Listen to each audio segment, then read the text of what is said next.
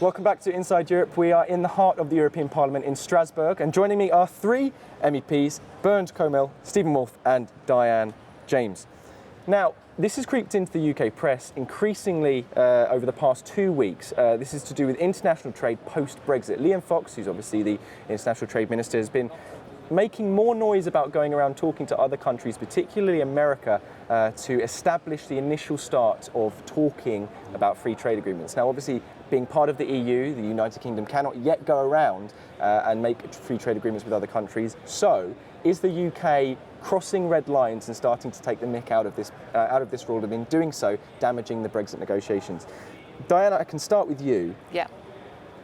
What do you think of this? Do you think this is Britain perhaps being a little bit cheeky, perhaps making probably a little bit too much noise about the opportunities and the talks which are happening already? No, I don't think so at all. Now, there is the red line from the European Union, which is they will not allow any discussion on trade deals until effectively their 7 red lines that they have announced have been finalised. That's the EU's position. The United Kingdom would be absolutely stupid to then accept that for 2 years it can do absolutely nothing. You know, we had trade deals prior to joining the European Union. We have countries out there that want to do trade deals with us. To suddenly turn around to them and say, look, we're ever so sorry, we can't do any form of negotiation, no discussion, nothing can happen until the EU gives us the right to do that and the freedom to do that. That it would be an absolutely bizarre interpretation of what should be government policy in terms of protecting the economy. So I fully support what Liam Fox is doing, and I don't think it's being clever or disingenuous. It's all about, if the EU wants to play the game of saying, until you sort this lot out, we won't allow you to do anything else, it can't physically stop our government ministers getting on planes, going on ships, getting into meetings with other governments around the world and actually starting to sort out the detail at this stage. Okay, Bernd, I mean, you're a European politician, and obviously you're on one side of the negotiating table, as it were. Yeah. You know, I assume you understand, you know, the need or desire for the UK to talk to other nations, begin the sort of informal process. Where's the line, do you think, or in terms of the European palette for this? Where do you think the line will be with regards to free trade talks? At first I want to say I understand the position of the Brits very well, and I think it is clever to start now with negotiations, because otherwise you will lose a lot of valuable time. The red line could be reached when Great Britain would agree any agreements which will be linked to other agreements with the EU. I think this is a red line. If Great Britain will find solutions which will not fit to solutions which we have to find for the relation between EU and Great Britain, this is a red line for me. And so the just simply Britain going around and British negotiators beginning talks about, you don't see that, and you think that will be reflected across the wider European Parliament here in Strasbourg and amongst Europe, that there won't be seen as to sort of some sort of underhand tactic at all? Yeah, you say it right. I think it's a tactical question. For our group, the ECR group, it is not a problem. But I think the majority groups, the EPP and the Socialists, they want to blame the Brits and they want to punish the Brits. Yes. And this is one of the measures to produce a lot of pressure for Great Britain, and this is not good. This is not the behavior between friends, I think. Yeah. Stephen, this comes out mainly because Liam Fox on Question Time, I think, effectively said that British negotiators will begin talks on some kind of post-Brexit trade deal with the US on the 24th of July of this year. And obviously that's a very explicit comment to say we will begin a form of talks on this date with our negotiators.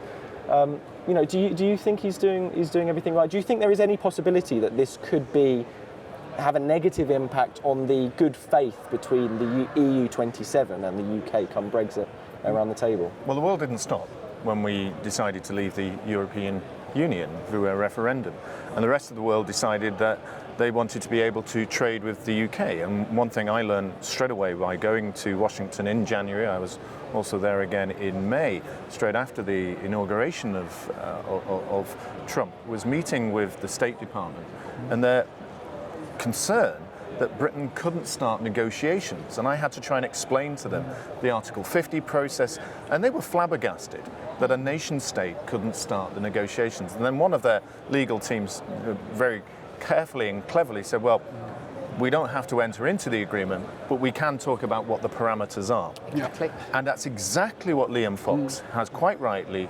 identified. And not only identified that, is they're doing that with Australia and New Zealand and other countries too.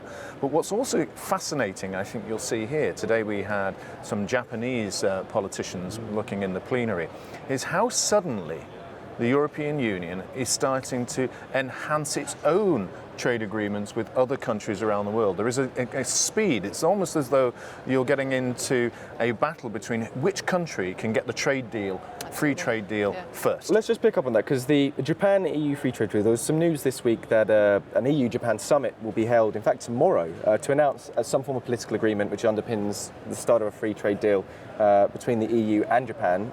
Japan's obviously a massive economy. It will have a huge impact if it's successful. Trade talks began in 2013. Do you think, and perhaps Bernd, we'll go around the table, Bernd, that Brexit will heighten the need and the pace and the efficiency of the EU being able to negotiate free trade deals, which it certainly from a UK perspective has been criticised as being incredibly slow and painful at doing? I think there are two sides we have to see.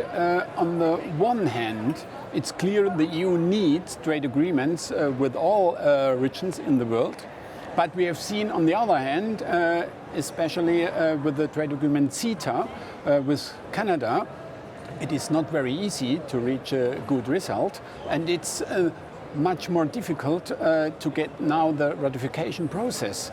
And though I think the EU would be do a good job to go not too fast in that direction without taking a very close connection to the citizens in the EU.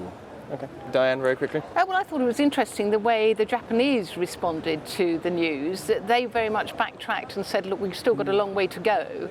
They were a little bit more cautious. They weren't at the point of saying we're just about to cross the finishing line. And there is a lot of technical stuff still, exactly. But here was the EU, and particularly the Commissioner Maelstrom, suddenly saying, within 48 hours, the EU is going to have this trade agreement with Japan. And it was Japan that was almost backpedaling to say, no, hold on, we're not quite there yet.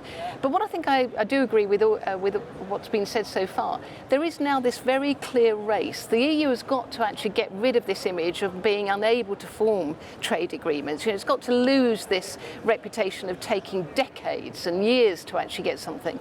And if it can beat the United Kingdom to a deal with Japan, they will consider that almost as a tick in the box. So I think there's an element of competition here going on here as to who can form the trade deal the biggest deal first, and actually show who's preeminent in this whole area. Stephen, very, very quickly, last thoughts. Brexit benefits are already showing to the European Union. It's speeding up their trade negotiations. They're thinking about free trade. And why? Because we've left and we're much better at getting free trade arrangements, and they want to be the first. But I think, once again, that we'll be the one that wins the Formula One track. We're going to do it again this year with our Formula One team. We'll do it again in the future with Liam Fox. That seems like a suitable time to leave it. Diane, Bernd and Stephen, thank you very much for coming on today.